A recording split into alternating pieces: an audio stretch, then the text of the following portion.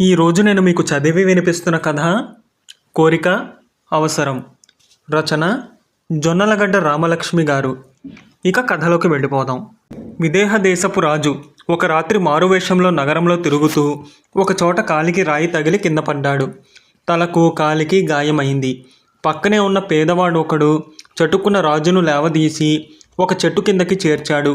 తర్వాత తనకు తెలిసిన ఆకులేవో సేకరించి పసరు పిండి రాజు గాయాలకు పూశాడు. రాజుకు తొందరగానే ఉపశమనం కలిగింది. ఆయన చాలా సంతోషించి పేదవాడికి కృతజ్ఞతలు తెలుపుకుని వాడి వివరాలు అడిగాడు. పేదవాణ్ణి, చెప్పుకోదగ్గ వివరాలు ఏముంటాయి అన్నాడు పేదవాడు. వివరాలు కాకపోతే కోరికలుంటాయి కదా, అవే చెప్పు, తీరాలను మనస్ఫూర్తిగా ఆశీర్వదిస్తాను. నా ఆశీర్వాదం తప్పక ఫలిస్తుంది అన్నాడు రాజు. ఫలిస్తే గొప్ప విషయమే, ఎందుకంటే ఈ దేశపు రాజును కావాలన్నది నా కోరిక అన్నాడు పేదవాడు. ఎవరైనా డబ్బు కోరుకుంటారు, కీర్తి కోరుకుంటారు, సుఖాలను కోరుకుంటారు. రాజైన వాడు ఈ మూడింటికి దూరం అవుతాడని నీకు తెలియదా అన్నాడు రాజు నవ్వుతూ. అదెలా అన్నాడు పేదవాడు ఆశ్చర్యపోతూ. రాజుకు డబ్బుంటుంది, కానీ అది ప్రజాధనం. కీర్తి ఉంటుంది, అంతకు మించిన అపకీర్తి ఉంటుంది. సుఖాలుంటాయి, కానీ వాటికి మించిన బాధ్యతలుంటాయి. అందువల్ల ఈ మూడు సామాన్యుణ్ణి సుఖపెట్టినట్టు రాజును సుఖపెట్టవు అన్నాడు రాజు. నువ్వు చెప్పింది నిజంలాగే తోస్తున్నది. నాకు బాధ్యతలంటే మహాచిరాకు, అవి లేకపోవడమే పెద్ద సుఖం. డబ్బంటావా, ఈరోజు ఉంటుంది, రేపు పోతుంది. ప్రతి కీర్తికి వెనుక అపకీర్తి ఉంటుంది. అయితే నేను రాజును కావాలని ఎందుకు అనుకున్నానంటే, ఎవరైనా ముఖం మీద పొగుడుతూ ఉంటే ఎంతో బాగుంటుంది. రాజు మీద ఎందరో కవులు కావ్యాలల్లి చెబుతారు. రాజు కాబట్టి వాళ్ళ కావ్యాలు అల్లుతారు.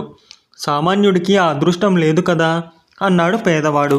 వాడి మాటలకు రాజు నవ్వి, అంతే కదా, అలాంటి అదృష్టం కలగాలని నీకు దీవెన ఇస్తున్నాను. నా దీవెన తప్పక ఫలిస్తుంది అన్నాడు. పేదవాడు పెద్దగా నవ్వి, ముందు నువ్వు జాగ్రత్తగా దారి చూసుకుని నడు, ఎదుటివాళ్లను దీవించినంత ఫలం అని అక్కడి నుంచి కదిలాడు. రాజు వాణ్ణి అనుసరించి వెళ్ళాడు. ఆ పేదవాడికి ఒక పూరి గుడిసె ఉంది, అందులో ఒక్కడు ఉంటున్నాడు. మర్నాడు రాజు పంపగా ఒక కవి ఆ పేదవాడింటికి వెళ్ళాడు. ఆయన్ని చూసి పేదవాడు ఆశ్చర్యపడి, అయ్యా, తమరు నా ఇంటికి వచ్చారు, విశేషం ఏమిటి అని అడిగాడు. నీ మీద కావ్యం రాయాలని వచ్చాను అన్నాడు కవి. నా మీద కావ్యం రాస్తారా? నాలో ఏం విశేషం ఉంది అన్నాడు పేదవాడు ఆశ్చర్యానందాలతో. నీ గురించి చెప్పు, విశేషాలు నేను పట్టుకుంటాను అన్నాడు కవి. పేదవాడు పుట్టగానే తండ్రి పోయాడు. 10 ఏళ్ళు వచ్చేసరికి తల్లిపోయింది. వాడిని ఎవరింటా ఉంచుకుంటే వారికి నష్టం జరుగుతున్నదని చివరకు కొందరు పెద్ద మనుషులు వాడికి పూరి గుడిసె కట్టించి ఇచ్చారు. వాడు అడవికి వెళ్ళి పుల్లలేరుకు తెచ్చి అమ్ముకుంటాడు. ఆ డబ్బుతో ఏ రోజు తిండి ఆ రోజు కొనుక్కుని తింటాడు. రోజు అడవికి వెళతావా? అయితే అక్కడ సాహస కార్యాలు ఏమన్నా చేశావా అని అడిగాడు కవి.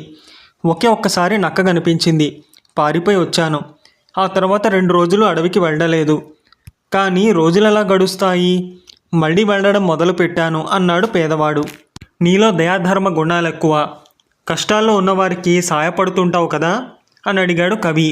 ఇందుకు పేదవాడు చిన్నగా నిట్టూర్చి, నాకే బోలెడు కష్టాలు, ఇతరులకేం సాయపడతాను? అయితే తీరిగ్గా ఉన్నప్పుడు తప్పక ఇతరులకు సహాయం చేస్తాను. అందుకు దయాధర్మాలు కారణం కాదు. దేవుళ్ళు మారువేషాలతో భక్తుల్ని పరీక్షిస్తారట. అలాంటి పరీక్షలో నెగ్గి గొప్పవాణ్ణి కావాలని నా కోరిక అన్నాడు. కవి అయిష్టంగా తలూపి, తీరిగ్గా ఉన్నప్పుడు ఇంకా ఏం చేస్తుంటావు? కావ్యాలేమన్నా చదువుకున్నావా అని అడిగాడు. కష్టపడి పనిచేసేవాణ్ణి, ఏమైనా చదవాలనుకుంటే నిద్ర వస్తుంది, హాయిగా నిద్రపోతాను అన్నాడు పేదవాడు. అసలు నీకు చదువంటూ వచ్చా అని అడిగాడు కవి విసుగ్గా. ఎందుకు రాదు, కావ్యాలు కూడా చదివి అర్థం చేసుకోగలను అన్నాడు పేదవాడు. కవి ఆశ్చర్యపోతూ, ఆహా, ఇది చాలా పెద్ద విశేషమే. నీ అంత పేదవాడికి కావ్యాలు చదివి అర్థం చేసుకోవాలన్న అభిరుచి ఉండడం మెచ్చుకోతగ్గది అన్నాడు. అభిరుచి ఉండకపోతే ఎలా మరి? రేపు ఎవరైనా నా మీద కవిత్వం చెబితే అర్థం చేసుకోవాలి కదా అన్నాడు పేదవాడు. కవి విసిగిపోయి, ఓరి ముదనష్టపువాడా, నువ్వు అన్ని విధాల దరిద్రుడివి, నీ వంటి వాడి మీద కవిత్వం చెప్పవలసి రావడం నా దౌర్భాగ్యం అంటూ అప్పటికప్పుడు వెంట తెచ్చుకున్న తాడపత్రాల మీద చిన్న కావ్యం ఒకటి రాసి వాడికి ఇచ్చి వెళ్ళాడు. పేదవాడు ఆ కావ్యాన్ని చదువుకున్నాడు. అందులో 100 పద్యాలున్నాయి. అన్నీ పేదవాడి మీదే. పేదవాడిని గురించిన ఎన్నో పొగడ్తలు ప్రతి పద్యంలోనూ ఉన్నవి. ఆ రోజు నుంచి పేదవాడు రాత్రిపూట తన గుడిసె ఎదురుగా ఉన్న చిన్న చెట్టు కింద గుడ్డి దీపం ఒకటి పెట్టుకుని కూర్చుని దారిన పోయే వారిని పిలిచి పద్యం చదివి వినిపిస్తూ, ఈ పద్యం ఎవరి మీదో తెలుసా? నా మీదే అని గర్వంగా చెబుతుండేవాడు. విన్నవాడు ఆశ్చర్యపడి, ఇంత గొప్పగా పద్యం రాయగలిగి ఉండి నీ మీద రాశాడంటే ఆ కవి మహాదరిద్రుడై ఉండాలి. అలాంటి కవికి నీ మీద కవిత్వం చెప్పవలసిన దుర్గతి పట్టినందుకు ఈ దేశపు రాజును ఇంకా అనాలి అనేవారు. ఈ విశేషాలన్నీ ఎప్పటికప్పుడు రాజుకు చేరుతూనే ఉన్నాయి. ఒకరోజు రాత్రి ఆయన ఎప్పటిలాగే మారువేషం వేసుకుని పేదవాడు కూర్చున్న చెట్టు ముందుకు వచ్చి కావాలనే పడిపోయాడు. కానీ పేదవాడు ఆయనను లేవదీయలేదు. అలా చెట్టు కిందనే కూర్చున్నాడు. కాసేపటికి రాజు తనంతట తానే లేచి వెళ్ళి పేదవాడితో, ఇది వరలో నిన్నొకసారి దీవించాను. నువ్వు కోరింది జరిగింది. ఇప్పుడు నాకు సాయపడి లేవనెత్తి ఉంటే నీ కోరిక మరేదైనా తీర్చాలనుకున్నాను. నువ్వు నాకు సాయపడలేదు. గొప్ప అదృష్టాన్ని పోగొట్టుకున్నావు అన్నాడు. అమ్మో, నీ దీవెన అంటే నాకు భయం అన్నాడు పేదవాడు. ఎందుకని అని ప్రశ్నించాడు రాజు. పేదవాడు ఒక్క క్షణం తలగొక్కుని, ఏదో తెలివి తక్కువ కోరిక కోరితే మాత్రం నువ్వు తెలివైన వాడివి కదా, నాకు సంతోషం కలిగించే పని చేయవచ్చు కదా. అలా చేయకుండా నేను అడిగింది జరగాలని దీవించావు. కవి వచ్చి కావ్యం రాసిస్తే నా కడుపు నిండుతుందా? ఆ కావ్యాన్ని నేనేం చేసుకోను? అది 10 మందికి చదివి వినిపిస్తుంటే అంతా నన్ను చూసి నవ్వుతున్నారు. కవిని, ఈ దేశపు రాజును తిడుతున్నారు. పోనీ కవి సంతోషించాడా? ఇలాంటి దిక్కుమాలిన పని చేయవలసి వచ్చిందని నన్ను నానా మాటలు అంటూనే ఈ కావ్యం రాసి నా ముఖాన కొట్టి వెళ్ళాడు.